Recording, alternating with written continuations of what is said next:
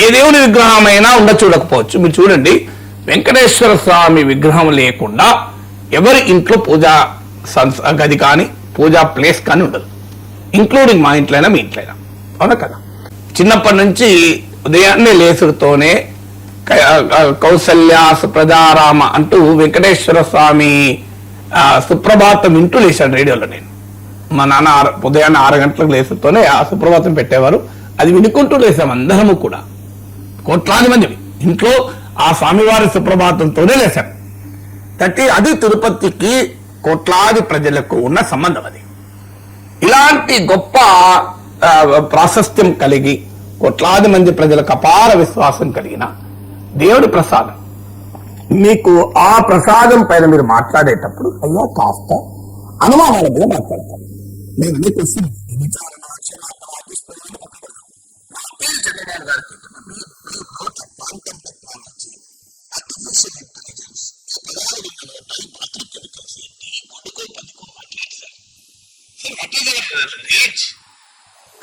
ముఖ్యమంత్రిగా ఉండి దేశ రాజకీయాల్లో ఒక ప్రభావాన్ని చూపి వరల్డ్ బ్యాంక్ IMF వీధుల్లో కూడా మీ పేరు వినబడ్డది. మీరు ఎందుకు ఈ గొడ్డు కొవ్వు, పంది కొవ్వు, బాత్రూమ్ కెమికల్స్ ఈ పదాలు పట్టుకొని రోజు మాట్లాడతారు? క్వాంటమ్ టెక్నాలజీ మాట్లాడేవారు మీరు, ఏ రోజు మాట్లాడేవారు మీరు, ఇన్ఫర్మేషన్ టెక్నాలజీ మాట్లాడేవారు మీరు.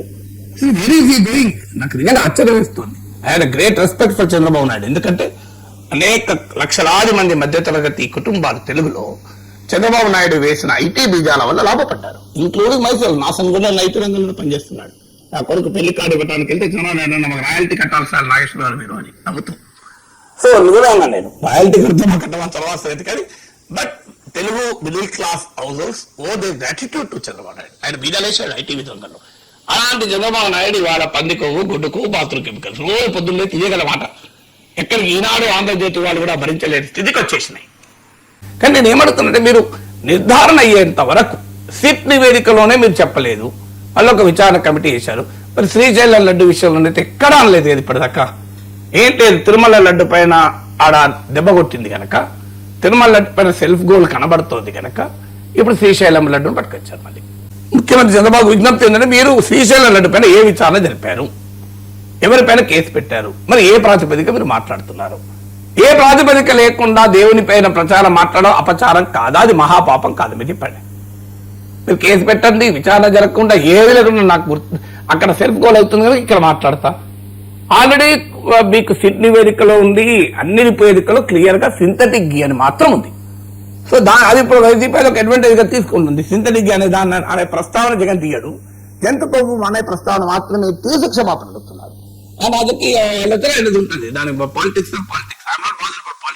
అందుకే నేను అనేది క్షమాపణలకు కాదు, విచారణ కావాలి, విచారణ పూర్తి చేయాలి.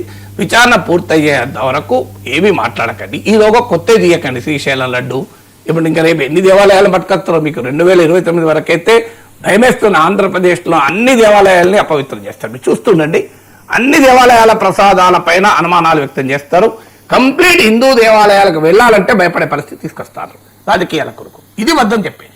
గౌరవంగా ఈ చర్చను ఆపండి, నా రిక్వెస్ట్ అది. సో గౌరవంగా ఈ చర్చను ఆపండి. ఆ తెలుగు ప్రముఖులందరికీ కూడా విజ్ఞప్తి, దయచేసి ఒక జాయింట్ రిక్వెస్ట్ పొలిటీషియన్స్కి ఇద్దాం.